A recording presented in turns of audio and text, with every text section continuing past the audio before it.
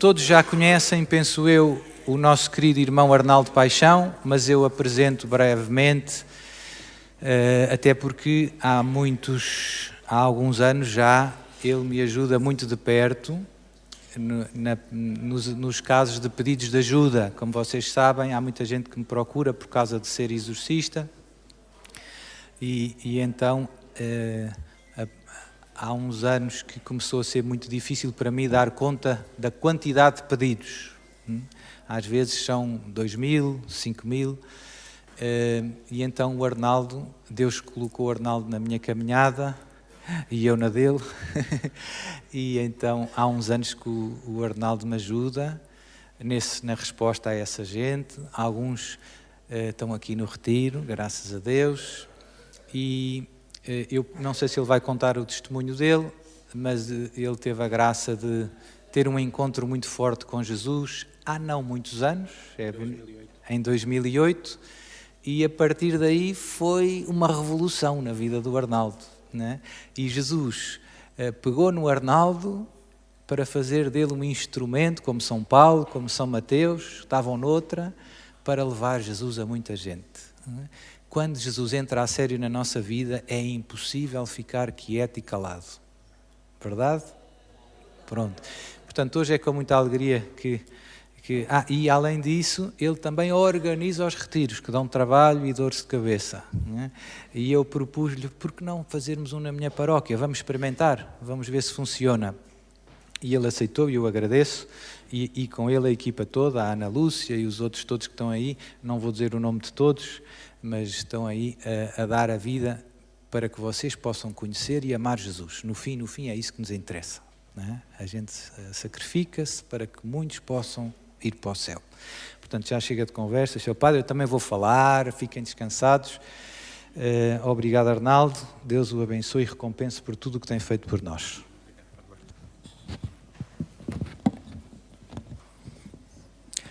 Aleluia! Aleluia! Bom dia! Quem é que me está a ver pela primeira vez? Quem é que não conhecia este burrinho? Pronto, ainda são alguns.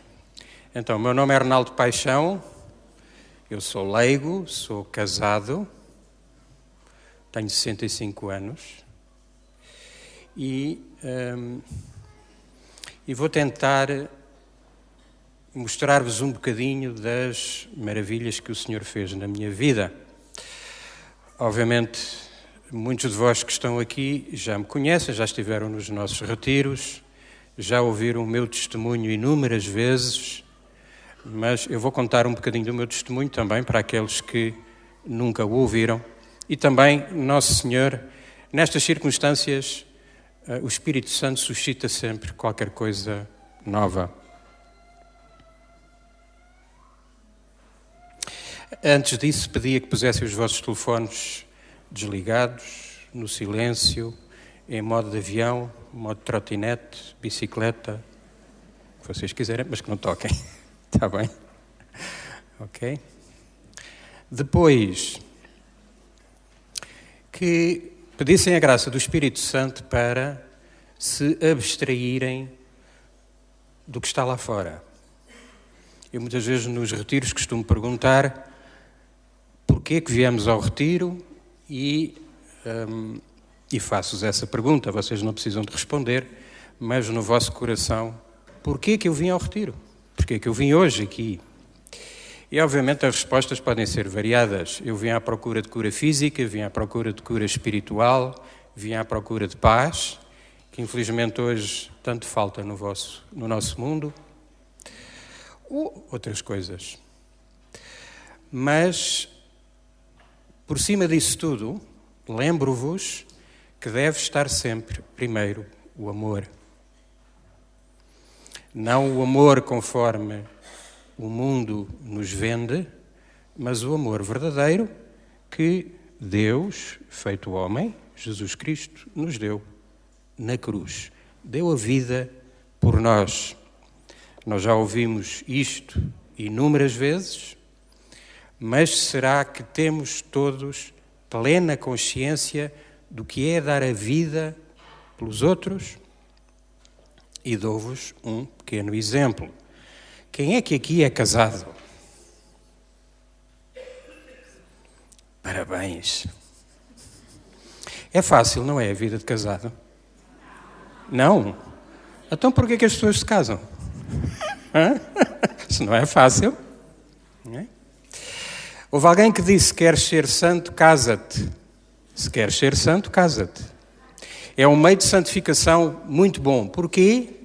Porque é um meio muito bom de nós percebermos o que é o verdadeiro amor e demonstrarmos o verdadeiro amor. O primeiro mandamento, lembram-se dos mandamentos? Sim ou não? Pronto. O primeiro mandamento diz-nos que nós devemos amar, adorar, respeitar a Deus sobre tudo, sobre todas as coisas. E porquê é que eu falo nesta questão do amor? Porque na minha vida, até 2008, eu andei à procura de amor onde ele não havia e tinha um vazio enorme no meu coração.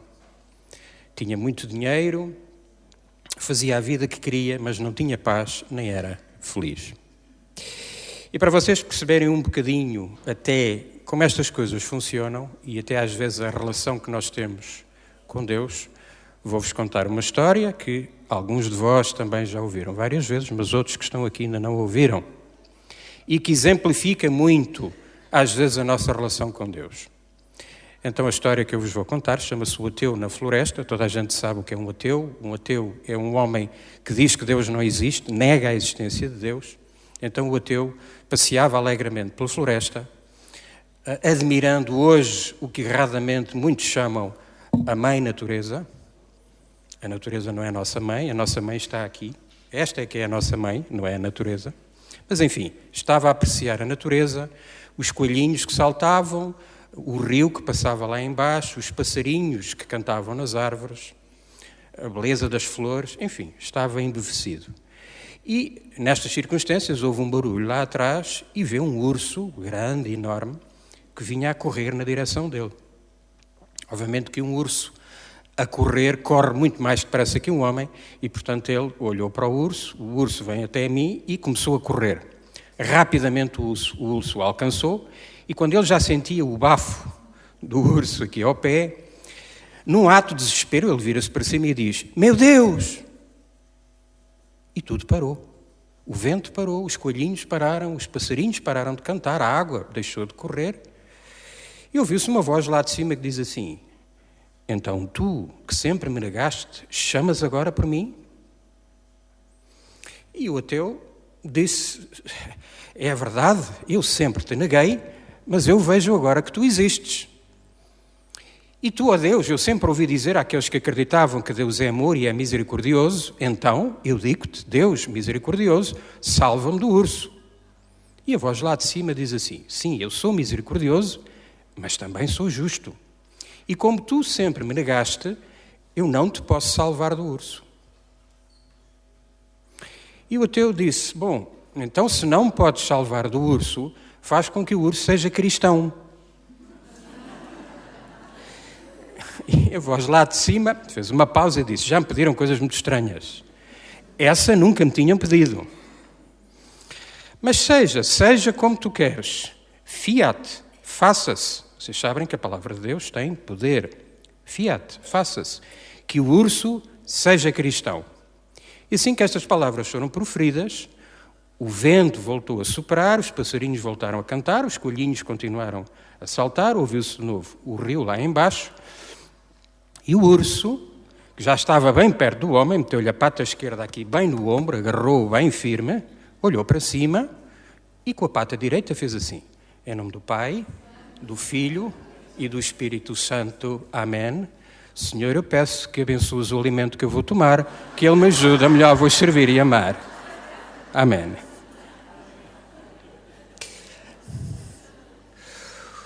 O que é que isto demonstra? Mesmo, às vezes, na nossa vida. Eu lembro-me, na minha vida de pagão batizado, ou batizado pagão, Infelizmente hoje, no mundo, e mesmo em Portugal, Portugal de Fátima, Portugal o altar do mundo, mesmo hoje, muitos de nós, infelizmente, vivemos como batizados pagãos ou pagãos batizados. Porquê? Porque nascemos numa família católica, fomos batizados, muitos de nós fizemos o crisma, casamos-nos pela igreja, batizamos os nossos filhos, enterramos os mortos da nossa família através de um funeral com um padre católico. Mas, na verdade, muitas vezes a nossa vida é pagã, é afastada de Deus. E hoje, meus queridos irmãos, eu falo-vos disto porque dou-vos o meu testemunho, eu vivi assim. Portanto, eu tive catequese quando era miúdo, a qual rapidamente esqueci, como acontece. Depois tive nos escoteiros católicos também, e depois, quando chegou a juventude, comecei a divergir para o mundo. Houve alguns fatores que contribuíram para isso, obviamente, embora eu tivesse nascido e criado numa família que se dizia católica, mas nomeadamente por parte dos meus pais e de boa parte da minha família, eu não via qualquer exemplo. E é pelo exemplo que nós vamos lá, meus queridos irmãos. Portanto, e aqui faço uma ressalva, é nosso dever, é nossa obrigação transmitirmos a fé às crianças e aos jovens. Eu entristeço-me sempre que ouço alguém dizer, não, eu depois, quando ele for crescido, ele escolhe. Bom, será que os pais também escolhem? Se o filho estiver com febre, escolhem e vão-lhe perguntar, filho, queres ir ao hospital? Queres que chame o médico? Filho, queres comer pizza e gelados e Coca-Cola todos os dias ou queres comer comida saudável? Portanto, nós, como cristãos católicos, temos essa responsabilidade, meus queridos irmãos, de manter a fé e passar a fé. Ora bem, como não fizeram isso comigo, e como os meus pais estavam muito no movimento New Age, da nova era, eu também fui beber um bocadinho disso. E tive um relacionamento, enfim, de quem tem um filho, tenho 2 netos, não lhe chamo um casamento porque foi apenas um casamento, entre aspas, civil, não tive o sacramento, e infelizmente comecei a fazer uma série de disparates que muitos de nós fazemos, nomeadamente os homens. As senhoras também fazem, mas os homens fazem. Eu não vou entrar em muitos pormenores, porque aqui há gente mais pequenina, mas eu fiz de tudo, desde traições, infidelidades, ir ter com pessoas que ganham a vida, enfim, nestas coisas, a ver coisas na internet que não devia, até ao ponto de começar a ficar completamente viciado nisto. Portanto, o sexo tornou-se para mim como a meta da minha vida. Obviamente que consegui destruir a relação que tinha com a mãe do meu filho, fiquei sozinho, entrei numa vida de pecado e de vício ainda mais profunda. E notem que é curioso, parece um paradoxo. Eu ganhava muito bem nessa altura, fazia a vida que me apetecia, mas não era feliz e nem tinha paz. Portanto, eu fui atrás do engodo, das mentiras, das patranhas do mundo, nunca encontrei paz, nunca encontrei amor, nunca fui feliz. Mas Deus, como é muito bom e muito paciente, e foi muito paciente comigo, enviou-me a Claudina, a minha mulher, que era uma mulher que tinha fé. Nós começámos a namorar, decidimos casar. Quando, enfim, eu lhe disse que gostaria de casar com ela, ela disse que sim, graças a Deus. Mas disse que para casarmos tínhamos que ser na igreja. E eu disse, está bem, se queres casar na igreja, a gente casa na igreja. Eu casei na igreja não tendo a mínima noção daquilo que estava a fazer. Nada, zero. Eu casei apenas porque gostava dela e para lhe fazer a vontade. Depois nós fizemos um erro que muitos fazem, que é não quisemos ter logo filhos.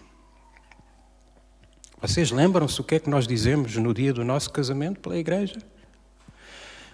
Prometeis aceitar os filhos que Deus vos quiser dar. E depois tem lá algumas ressalvas. Não tem lá ressalvas, pois não, é só assim. Prometeis aceitar os filhos que Deus vos quiser dar? E a gente diz que sim, sim, sim, sim, sim.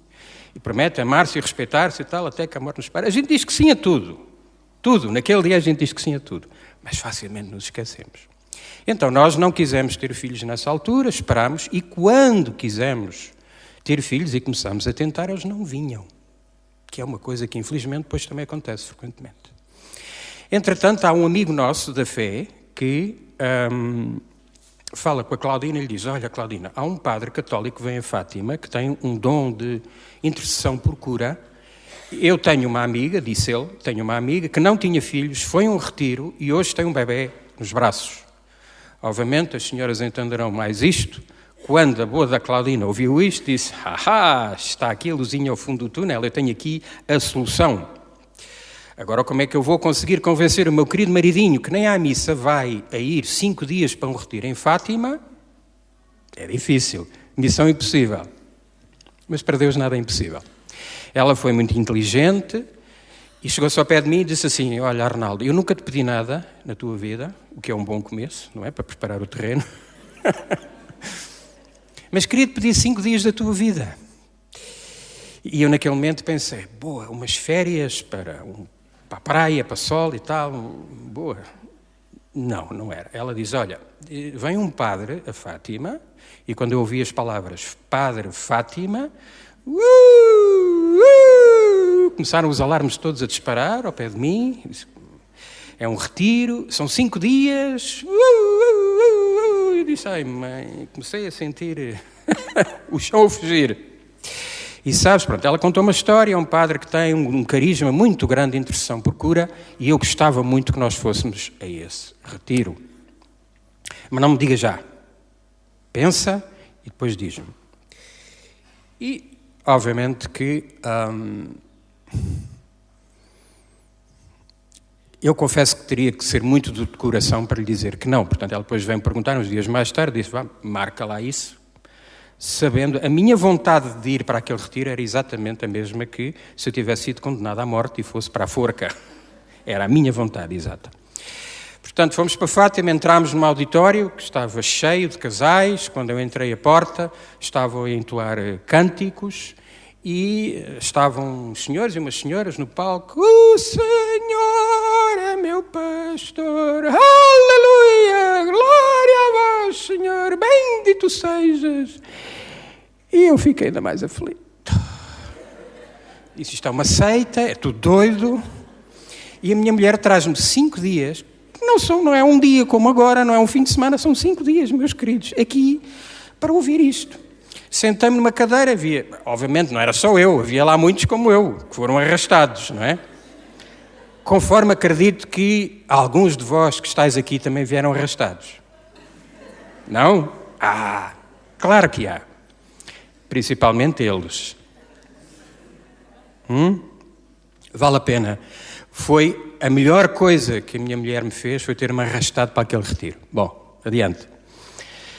Aquilo, havia ensinamentos, havia música, nada aquilo me dizia nada, era como se vocês me convidassem para ir ver, assistir ou participar num curso de ponto cruz, crochê, esse tipo de coisas, que a mim não me interessam nada. Ao 3º dia, portanto, eu já tinha dormido uma soneca, já tive quase a sair porta fora, e no 3º dia, à tarde, eu estava mais uma vez sentado na cadeira, o seu padre estava a falar, eu estava a dormitar. O seu padre, de repente, diz assim: aleluia! E eu que estava na cadeira, apanhei um susto, mandei um pulo na cadeira. O que é isto? Aleluia, aleluia. Porque ele também sabe que, como vai acontecer também aqui, meus queridos irmãos, quando começam as pregações ou começa a oração, começa a dar uma soneira, as nossas pálpebras começam a pesar toneladas, não é? E há muitos que começam a abrir a boca e começam com sonolência. Isso, em muitos casos, não é só cansaço, meus queridos irmãos, é um ataque do demónio. Porque o demónio, obviamente, não quer que a gente ouça a verdade. E, portanto, o demónio, naquela altura, pôs-se às minhas cavalitas, agarrou-se bem, para ver se eu dormia, me distraía e não ouvia a verdade que estava a ser proclamada. E o Sr. Padre estava a falar numa leitura que veio de Gálatas 5, e que fala nas obras do Espírito e nas obras da carne. E nas obras da carne, a primeira que falava era fornicação. E eu, quando ouvi a palavra fornicação, houve qualquer coisa em mim que é como se ligasse um interruptor, porque até àquela altura, aquilo que ele tinha falado não me dizia nada. Agora, de fornicação, eu sabia. Eu sabia e sabia muito bem.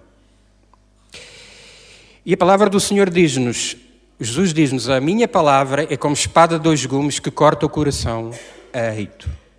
E a palavra de Deus e a verdade de Deus, quando é proclamada, corta o nosso coração ao meio e lá separa a luz das trevas, a verdade da mentira, a alegria da tristeza. E eu pela primeira vez ouvi alguém dizer, sem espinhas, preto no branco, coisas como esta. Sim, como vocês ouvem agora, e a leitura diz uma série de pecados, e no fim diz, e os que praticarem tais coisas não herdarão o reino de Deus. Logo, não vão para o céu. E obviamente, embora eu não acreditasse em Jesus, não acreditasse na cruz, não tivesse sequer a noção do que é pecado, mas houve qualquer coisa exterior a mim, que é o Espírito Santo, que começou cá dentro a tocar o meu coração. E eu comecei a sentir-me muito mal. Comecei a sentir-me desconfortável. Porquê? Porque o Sr. Padre continuou e foi dizendo, sim, porque vocês que andam nessa vida de pecado, vocês homens, mas diz também há senhoras que infelizmente, enfim, têm essa vida, mas principalmente vocês homens, que estão nessa vida, se não se arrependerem, se não se confessarem, se não endireitarem as vossas vidas, vão para o inferno. E eu naquele momento pensei assim, então, mas eu, um homem feito, venho para Fátima para ouvir disto? Eu sei governar a minha vida. Olhei para a porta, quase que me levantei, porque a minha vontade é ir-me embora. Porque, vejam, no fundo eu sabia que a vida que eu levava era uma vida má. Eu não andava a dizer às pessoas, no fim do dia, olha, sabem onde é que eu estive hoje à tarde? Esta tarde eu fui para Lisboa e fui fazer isto. Eu não dizia. No meu íntimo eu sabia. Obviamente que eu pensava que era bom rapaz. Não, como a gente costuma dizer, não mato nem roubo, não é? E, portanto, não tinha pecados. Mas naquele momento eu percebi que a vida que eu levava, se eu morresse naquele momento, qual era o sítio para onde eu ia? Eu tive aquilo que se chama o aviso, a eliminação das consciências. O Sr. Padre continuou a falar, e aquilo começou-se a tornar muito desconfortável, porque eu, a certa altura, disse, senhor, ok, eu já percebi, portanto, eu consegui ter um pinguinho de humildade. Eu até cheguei a dizer ao senhor, não batas mais no ceguinho. Já chega, eu já percebi. Encurtando, fui-me confessar, que era uma coisa que eu não fazia há décadas, eu não me confessava desde miúdo. Quando eu saí da confissão, e desde já faço aqui uma ressalva, se algum de vós pensam que eu me posso confessar diretamente a Deus, esqueçam. Não é assim. A palavra diz-nos, e o próprio Jesus diz, deu essa incumbência aos apóstolos, que eles passam para os bispos que nós temos hoje, e os bispos passam para os padres, para os sacerdotes. A nossa confissão tem que ser uma confissão sacramental perante um padre da Igreja Católica. Não é a confissão diretamente a Deus. Portanto, eu fui-me confessar e quando saí da confissão senti uma leveza. Parece que tinham tirado uma tonelada de cima de mim. Eu parece que tinha bebido uns copitos. Só me apetecia rir, só me apetecia abraçar toda a gente. Tinha uma alegria no meu coração e uma paz. A tal alegria que me faltava, a tal paz que me faltava. Nesse momento eu recobrei-a. Porquê? Porque a minha comunhão com Deus foi reposta. Lembra-se, meus queridos irmãos, o pecado afasta-nos de Deus. O pecado afasta-nos do amor de Deus. O pecado suja a nossa alma. E naquele momento eu voltei a estar em comunhão com Deus. A minha alma ficou limpa naquele momento. Depois, obviamente que o Senhor permitiu que depois a Claudina e eu fôssemos integrados na equipa que organizava os retiros e depois eu comecei a ver muitas coisas. Comecei a ver curas físicas, curas espirituais, verdadeiros milagres. E o apelo que eu vos faço a todos vós que estão aqui, com mais ou menos caminhada, é que encarem este dia, estas horas que nós vamos passar aqui, como o dia ou as horas mais importantes na nossa vida. Meus queridos irmãos, nenhum de nós está convertido. Meus queridos irmãos, todos nós estamos em obras. Meus queridos irmãos, por muito que a gente saiba da fé, por muito que a gente já tenha feito, por muito envolvimento que nós tenhamos até dentro da igreja, como diz São Paulo, levamos tudo isso em vasos de barro que facilmente se partem e facilmente caímos.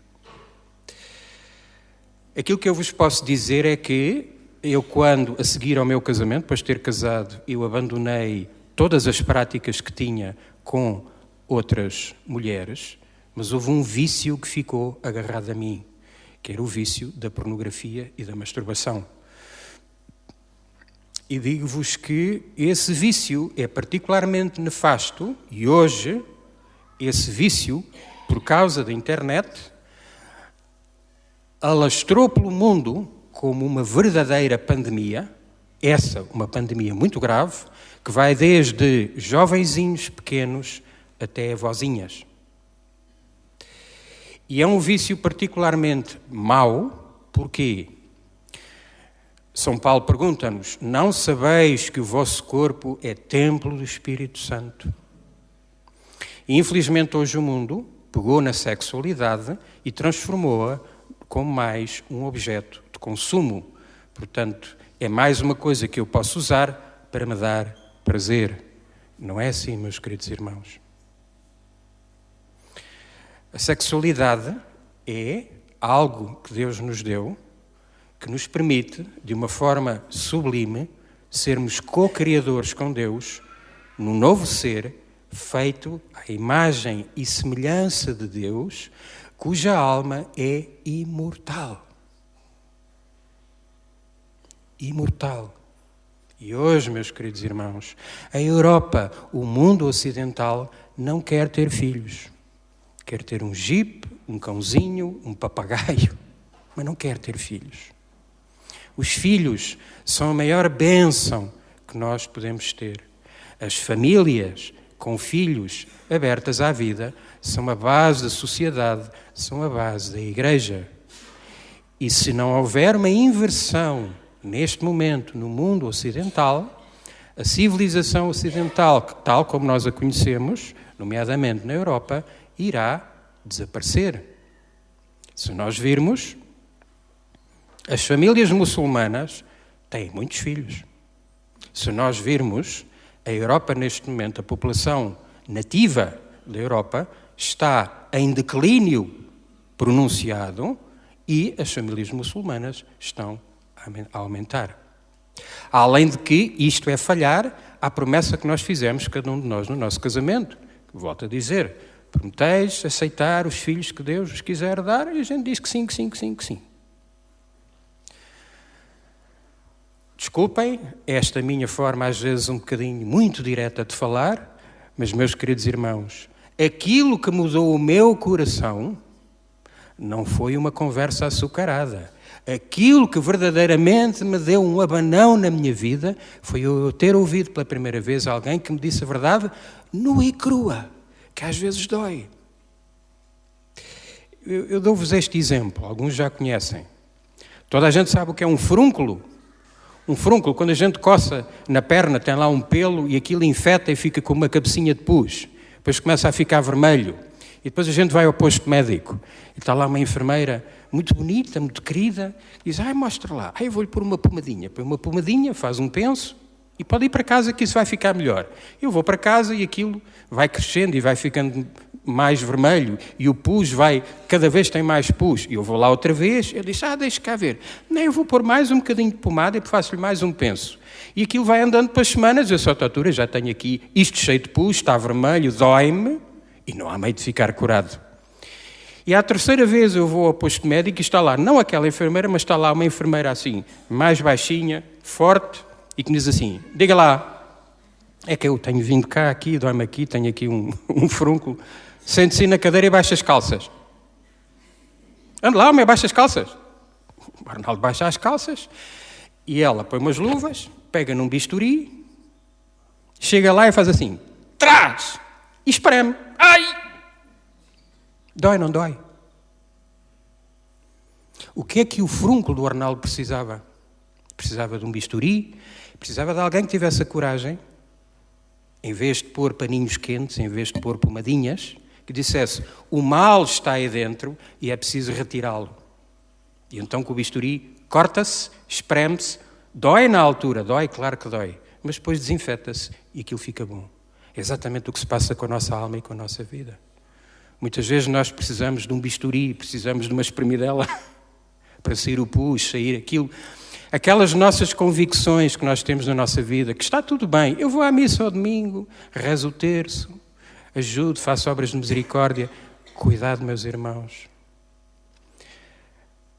O nosso desígnio, primeiro, amar a Deus, amar os irmãos, é ser santos. Nós somos chamados a ser santos, a procurar a santidade e a santificação em cada momento da nossa vida.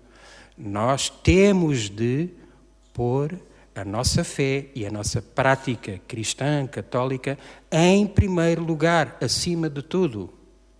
Mateus 6,33. Procurai primeiro o reino de Deus e a sua justiça, e tudo mais se vos dará por acréscimo. Notem bem, procurai primeiro o reino de Deus e a sua justiça. Não é só procurar o reino de Deus. Obviamente, quando nós procuramos o reino de Deus, procuramos as bênçãos, a cura, as maravilhas que Deus nos dá. Mas está lá e a sua justiça. O que é a justiça de Deus? É obedecer àquilo que Ele nos pede. O que é que Nossa Senhora disse nas bodas de Canaã? Fazei tudo. E tudo é tudo. Exorto-vos, queridos irmãos, olhem para estas coisas com seriedade. Além de que há 4 coisas chamadas os novíssimos, que infelizmente hoje poucos falam dentro da igreja, que são morte, julgamento, céu e inferno. Que são 4 realidades, quer tu acredites, quer tu não acredites, vais ser confrontado com elas e depois aquelas 2 últimas vai ser decidido. Vais morrer, alguém tem dúvidas aqui que vai morrer? Todos vamos morrer, não é? E lembrem-se, a nossa vida não está nas nossas mãos, não é? Quantos nós conhecemos gente jovem que estava tudo bem de um momento para o outro, olha bem, não vou dizer nomes, senão ainda alguém pode levar a mal. O José, pronto, que eu também sou o Arnaldo José, o José, olha, faleceu. Então, mas eu ontem estive com ele, estava tão bem, tivemos a comer uns termossos, a beber umas cervejinhas, estava tudo bem, dei-lhe o ataque de coração, foi-se embora. A nossa vida não está nas nossas mãos, queridos irmãos. E não podemos diluir a nossa vida, não podemos diluir a verdade da fé que nós conhecemos. Exorto-vos também, queridos irmãos, que fazeis um propósito, neste dia, à medida que vocês vão ouvindo as pregações, que façam um propósito de pelo menos mudarem uma coisa na vossa vida. Não saiam daqui e não continuem com a vossa vida na mesma. Eu vou rezar mais, vou fazer melhores confissões, vou amar mais, vou perdoar. Agora, obviamente, às vezes quando eu falo desta maneira um bocadinho mais crua sobre estas coisas, é curioso que eu começo a olhar para as vossas caras, vocês começam a ficar com umas caras muito sérias. Ó, Sr. Arnaldo, você está-nos a dar uma esfrega. Mas é assim, isto é como as moedas, há sempre 2 lados, não é? Portanto, aliás, enquanto há bocado o seu padre estava a falar, eu estava a olhar para aquele coração ali. Todos veem lá em cima? Aquele coração? Não é? O que é que nos lembra? O coração de Jesus, o coração de Maria. E notem que o coração, toda a gente sabe o que é que quer dizer, amor. Depois tem, parece que sai um fogo daquele coração. É o fogo do amor, o fogo do Espírito Santo. Mas depois tem lá mais outra coisa, não tem? E a espada o que é que significa? Ah, Sr. Arnaldo, isso é que não. Sofri que eu não quero. Ninguém quer sofrer, não é? Mas, queridos irmãos, o que é que Nosso Senhor Jesus Cristo disse? Quem quiser seguir-me, tenha boa vida, sente-se no sofá E fique na boa. Não? Então. A sua cruz. E qual cruz? A que ele quiser dar? E eu aceito a cruz que eu quiser dar. A senhora Arnaldo, eu já não consigo aturar o meu marido. Não consigo. Mas tenha paciência. Não consigo. Não consigo. O meu filho, a minha colega de trabalho. Pois, essa é a cruz que Deus permite na tua vida. E nós muitas vezes queremos escolher as cruzes. A gente quer ir à loja das cruzes e arranjar uma à nossa medida. Certo? É ou não é? É. Pois é. Mas não é essa cruz que nos leva ao céu. Aliás, penso que vocês muitos já viram na internet, há um desenhozinho muito bonito que põe isso. Há várias pessoas que vão carregando várias cruzes e a cruz para muitos é pesada, é grande. E o que é que eles fazem? Arranjam um serrote e vão cortando a cruz para ela ser mais pequena e mais leve para poderem transportar melhor. E depois, quando chegam ao fim da caminhada, o que os separa do céu tem uma vala, tem um abismo. E só os que têm a cruz grande é que conseguem pôr a cruz e a cruz serve de ponto para eu passar para o outro lado e entrar no céu. Portanto, não cortem a cruz, meus queridos irmãos. Aceitem-na, rezem, obviamente rezem, para que o Senhor, se for da vontade dele, vos tire a cruz, mas aceitem-na. E então, eu vou-vos ler algumas promessas que o Senhor nos faz para vos animar, para vos dar ânimo. Há bocado o irmão perguntou quem é que quer ir para o céu, e eu faço de novo esta pergunta. Quem é que quer ir para o céu? Boa. Que eu às vezes quando faço esta pergunta, há uns que fazem assim. Porque ficam assim. Não, porque eu penso que eles devem pensar assim, se eu ponho o dedo no ar, Nosso Senhor manda um raio lá de cima, e pronto, eu já fui. E não, então, eu ainda quero ver a minha neta crescer, quero ver a minha filha acabar o curso, portanto, o Senhor ainda não está na altura. Eu quero ir, mas agora ainda não. Mas Deus é que sabe, meus queridos irmãos. Ele é que sabe. Ele é que sabe. Então, promessas de Jesus. Gosto muito desta. João 14, 2, 3. Na casa de meu pai há muitas moradas. Se assim não fosse, como diria dito eu que vos vou preparar um lugar. E quando eu tiver ido e vos tiver preparado um lugar, virei novamente e hei de levar-vos para junto de mim, a fim de que, onde eu estou, vós estejais também. Quem é que gostava de estar no céu ao pé de Jesus? E qual é a morada que eu quero no céu? Porque, como compreendem, os místicos dizem-nos que, mesmo dentro do céu, há graus de proximidade mais perto ou menos perto de Deus, da graça, do amor de Deus. Imaginem, por exemplo, o Arnaldo. Portanto, o Arnaldo teve uma conversão muito forte. Devo-vos dizer, eu não disse isto, o meu vício que eu tinha, da pornografia e da masturbação, há 20 e tal anos que eu estou completamente curado, sabiam? E não foi com drogas, nem com psicólogos, nem com psiquiatras, obviamente, eles são muito bons e ajudam-nos. Foi com oração, confissões. Eu cada vez que caía, confessava-me.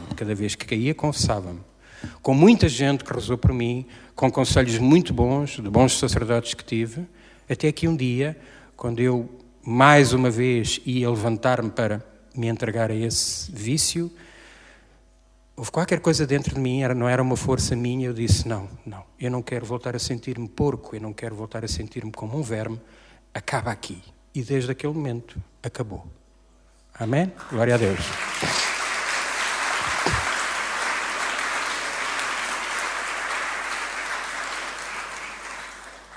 Então, na casa do meu pai há muitas moradas. Então, imaginem, o Arnaldo teve uma conversão assim. O Arnaldo, conforme o seu padre disse, que trabalha com um padre exorcista, que reza por pessoas, que atende, que evangeliza, que prega, que faz retiros. E morre. Imaginem. Ainda ontem estive lá em cima, em Tendais, no retiro com ele. Ele parecia tão bem. O Arnaldo morreu. Não pode ser, não acredito. Foi. Pronto, já não está cá. Então o Arnaldo vê-se perante Deus. Eu espero que esta parte aconteça e vai para o céu, não é? Então vai para o céu e chega à recepção do céu, está lá São Pedro com as chaves, chega lá o Arnaldo todo pimpão, lá São Pedro, cá estou, yes. Então vinha buscar a minha chave, não é? Porque Se há muitas moradas, deve haver vários sítios. E então São Pedro começa a olhar para a lista. Arnaldo Paixão, sim, muito bem, sim senhor, muito bem, está aqui a chave. O Arnaldo pega na chave, olha para o número e vê assim, 101. 101, mas normalmente 101 é nos pisos cá mais baixo. O Arnaldo dedicou-se tanto, teve uma transformação tão grande na sua vida. Estava à espera de ter um apartamento lá em cima, daqueles grandes tipo penthouse, com vista, top. 101, mas depois o Arnaldo lembrou-se assim, pode ser que seja daqueles mais cá abaixo, em que tem uma praia privativa e um jardim. Porque há apartamentos desses, a gente vê nas férias, não é? A gente entra, tem um apartamentozinho à maneira, e depois vai para trás, tem um jardim, tem um deck, tem uma piscina assim virada para a praia, depois tem uma praia até vedada. Deve ser isso. Pega na chave, vai para o elevador, carrega, sai no piso, plim, mete a chave à porta. Isto deve ser só a entrada. Entra para dentro, está à procura das portas para o resto da casa, mas não há portas. É um T0. Porquê que é um T0? Porque se calhar o Arnaldo presumiu demais. Porque se calhar o Arnaldo, muitas das coisas que fez, poderia estar mais interessado em notoriedade ou outras coisas do que propriamente fazer aquilo que o Arnaldo devia fazer em toda a sua vida, primeiro por amor a Deus, desinteressadamente, e depois por amor aos seus irmãos. É esta a meta que todos nós devemos ter na nossa vida. E para que nós possamos ter a melhor morada possível no céu, eu preciso de conhecer Jesus. Eu preciso de amar a Jesus. Meus queridos irmãos, nós não podemos amar alguém a quem não conhecemos. Vejam nas grandes cidades. Não estou a falar em amor como o mundo diz. Amor cristão, amor puro. Eu não posso amar o meu vizinho, querer-lhe bem, se eu não o conheço. É difícil. Eu digo-lhe bom dia, boa tarde. Mais nada. Eu não sei se ele é casado. Não sei o que é que ele faz na vida. Não sei nada da história dele. Muitos de nós, queridos irmãos, vamos à missa, dizemos que temos fé, vamos a pé a Fátima, mas verdadeiramente eu conheço Jesus. Eu conheço o seu íntimo, eu conheço as suas palavras, eu conheço o Evangelho. Às vezes há pessoas que dizem assim, há uma palavra na Bíblia que eu gosto muito, faz que Deus te ajudará.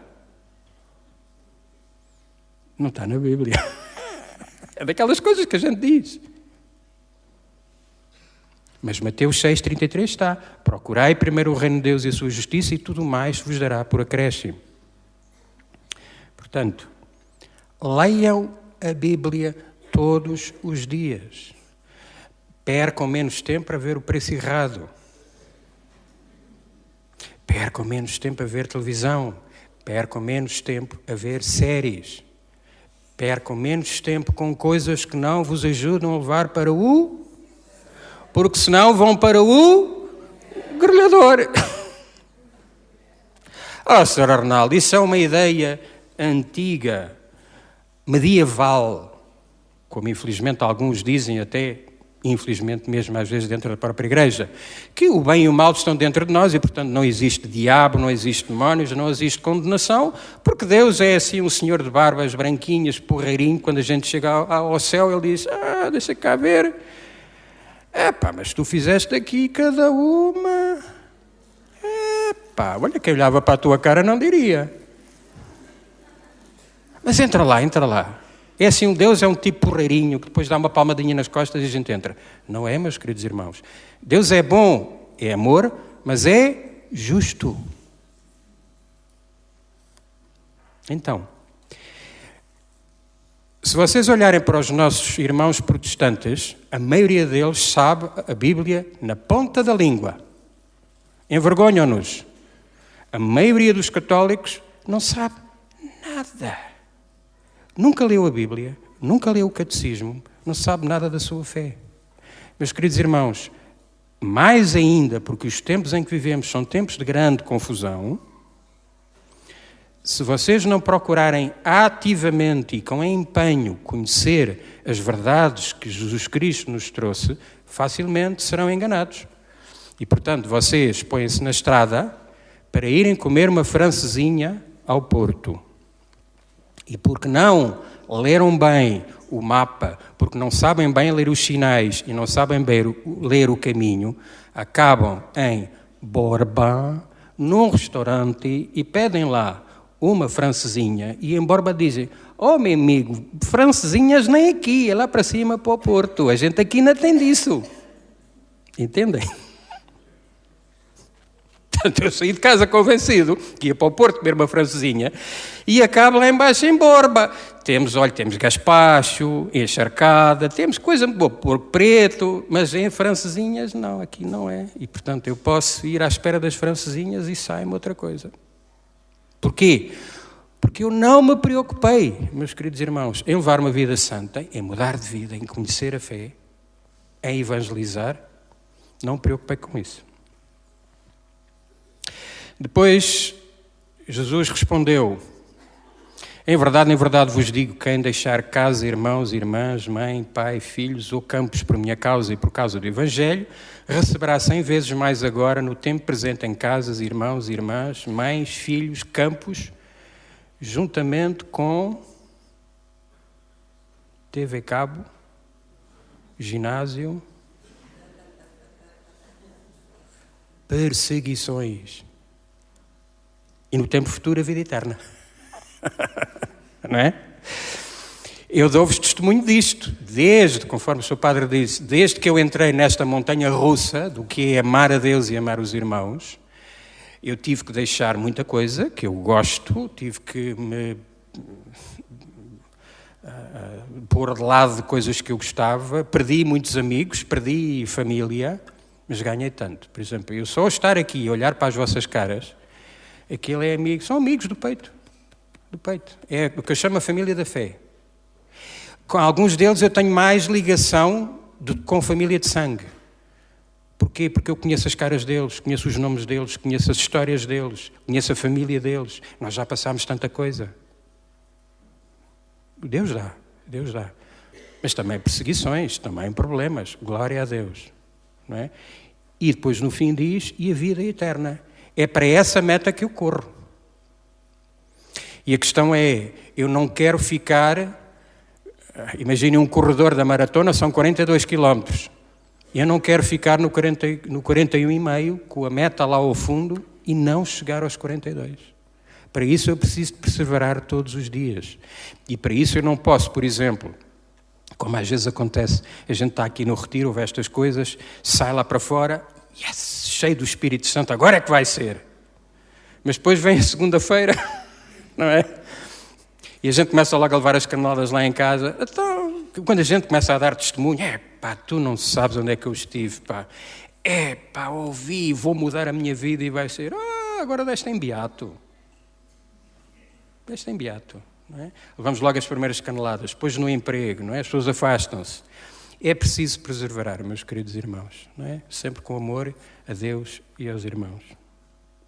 As minhas ovelhas escutam a minha voz, eu conheço-as e elas seguem-me.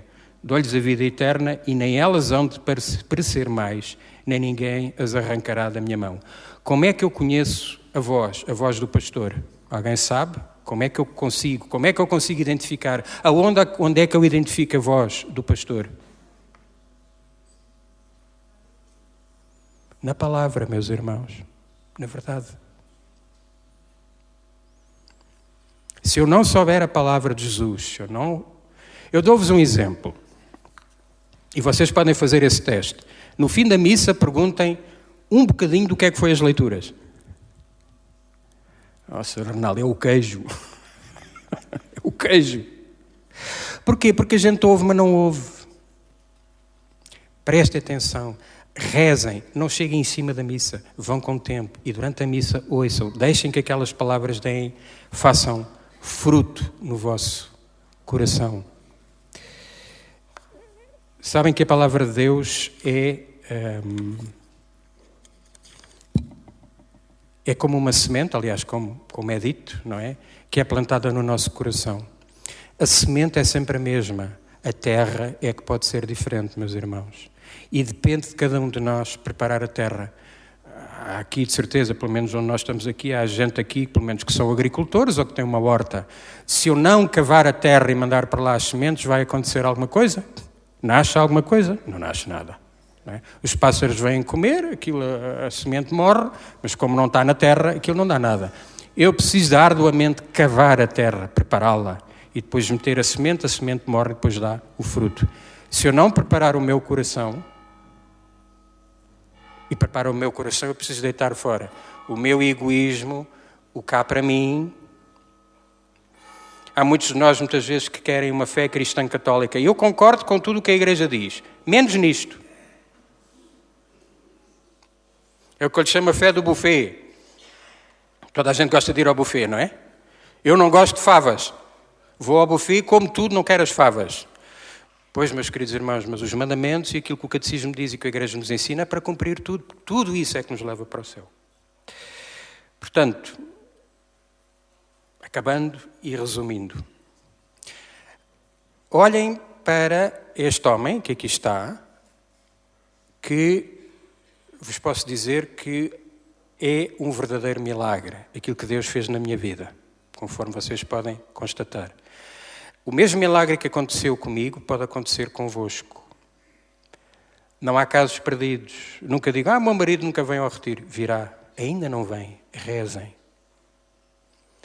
Peço que rezem por mim, pelo nosso ministério. E o melhor agradecimento que podem dar a todos nós que organizamos este retiro, ao Padre Duarte, a todos nós que estamos aqui, é verdadeiramente tirarem frutos deste retiro, mudarem as vossas vidas e um dia encontrar-nos todos no céu. Quem é que se quer encontrar no céu assim, como todos aqui, fazer um retiro no céu? Com o Padre Duarte. Todos já imaginaram no céu com o Padre Duarte? Hã? Já imaginaram? Quem é que quer? Todos? Amém? Amém. Ave Maria.